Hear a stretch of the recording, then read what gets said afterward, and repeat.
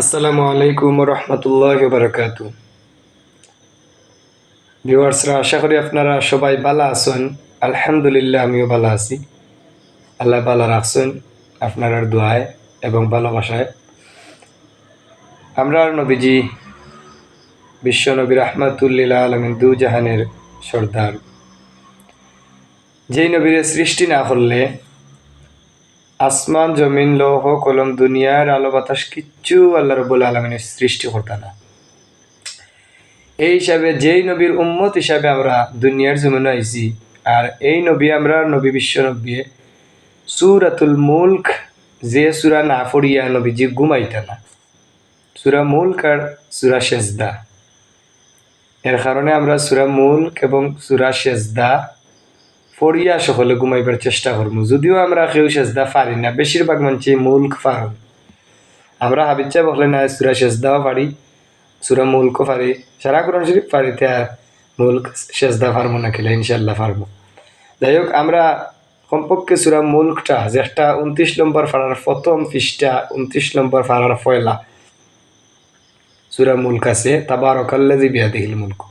এই সূরাটা আমরা আমল করলে আল্লাহ রাব্বুল আলামিন হয়তো একটা সূরার খাতিরে আল্লাহ আমরারে নাজাত দিতে পারেন। কারণ একজনে শুনলে জেলা সোহাব, আর একজনে ফললে ওলা সোহাব, আর একজনে ফললে আর একজনে শুনলে সেম সম পরিমাণ সোহাব। বলে কিলা বলে একজনে যদি মনে করুকা আলাম তারার জায়গাত আলাম তেরা হইয়া পড়ে, তে আর একজনে শুনলে হবে ওইছে না। বলে কিতা বলে আলাম তেরা না আলাম তারা।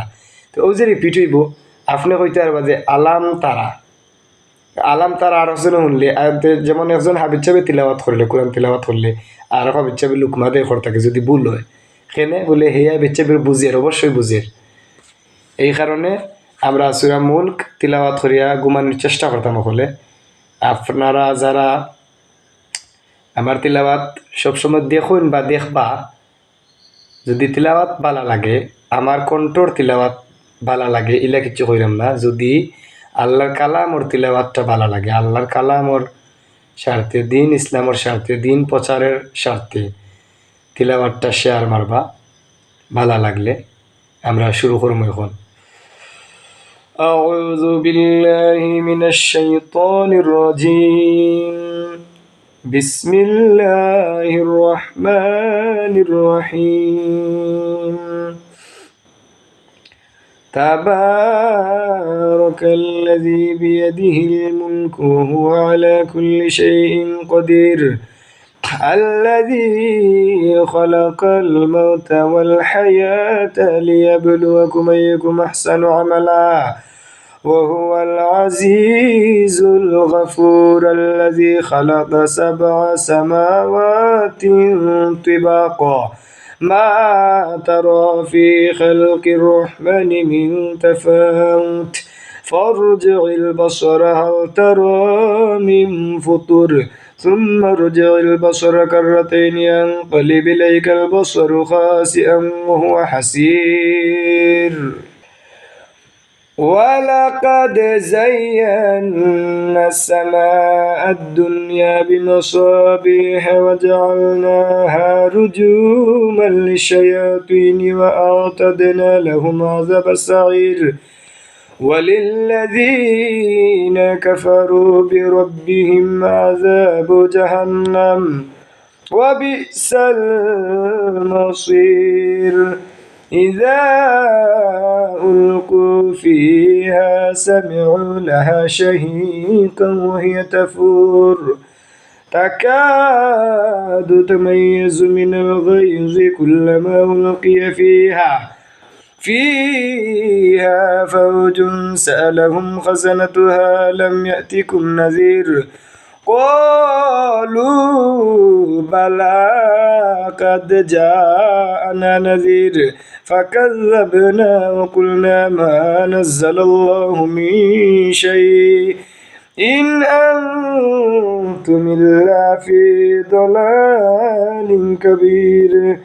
وقالوا لو كنا نسمع أو نعقل ما كنا في أصحاب السعير فاعترفوا بذنبهم فسحقا لأصحاب السعير إن الذين يخشون ربهم بالغيب لهم مغفرة وأجر كبير وأسروا قولكم أو اجهروا به إنه عليم بذات الصدور